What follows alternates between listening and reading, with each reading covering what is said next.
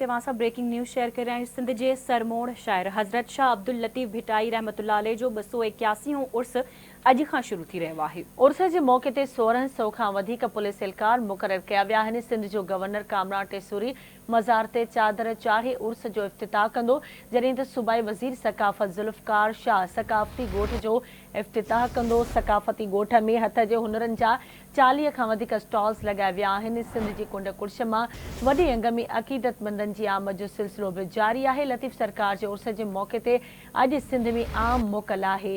अहम ख़बर सां शेयर कई पिया। सिंध जे सरमोड़ शायर हज़रत शाह अब्दुल लतीफ़ भिटाई जो 281 उर्स अॼु खां शुरू थी रहियो आहे। उर्स जे मौक़े ते 1600 खां वधीक पुलिस एहलकार मुक़रर कया विया आहिनि। सिंध जे सरमोड़ शायर हज़रत शाह अब्दुल लतीफ़ भिटाई रहमतुल्लाह अलैह जो 281 उर्स अॼु खां शुरू। उर्स जे मौक़े ते 1600 खां वधीक पुलिस एहलकार मुक़रर कया विया। सिंध जो गवर्नर कामरान टेसूरी मज़ार ते चादर चाढ़े उर्स जो इफ़्तिताह कंदो। सूबाई वज़ीर सकाफ़त ज़ुल्फ़कार शाह सकाफ़ती ॻोठ जो इफ़्तिताह कंदो। सकाफ़ती ॻोठ में हथ जे हुनरनि जा 40 खां वधीक स्टॉल्स लगाया विया आहिनि। सिंध जी कुंड कुर्च मां वॾे अंग में अक़ीदतमंदनि जी आमद जो सिलसिलो जारी आहे। तफ़सील मालूम कंदासीं। असां सां लाइन ते मौजूदु आहे आवाज़ न्यूज़ रिपोर्टर मुस्तकीम समो। जी मुस्तकीम, छा तफ़सील आहिनि, आगाह कजो।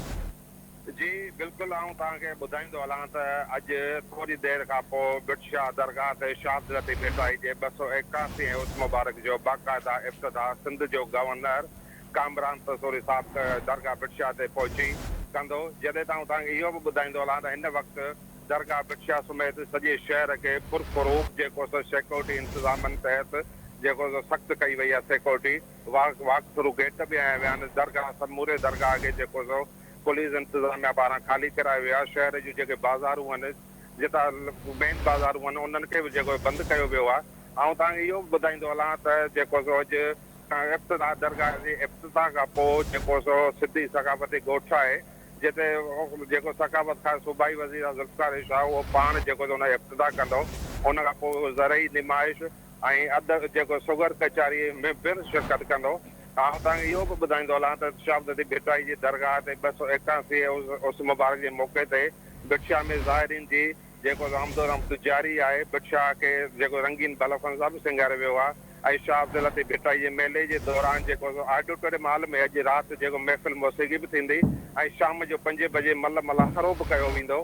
ऐं तव्हांखे इहो ॿुधाईंदो हलां त बिटशाह मेला ग्राउंड ते शो लाइन लॻी वई आहे, जंहिंमें जेको मोता खूअन सर्कस आहे ऐं झूला आहिनि। जॾहिं त मानियारी बाज़ारूं बि लॻी वयूं आहिनि, जिते ज़ाहिरीन जी ख़रीदारी बि हलंदड़ आहे। ऐं तव्हां इहो ॿुधायो त मुस्तकीम अपडेट करण लाइ।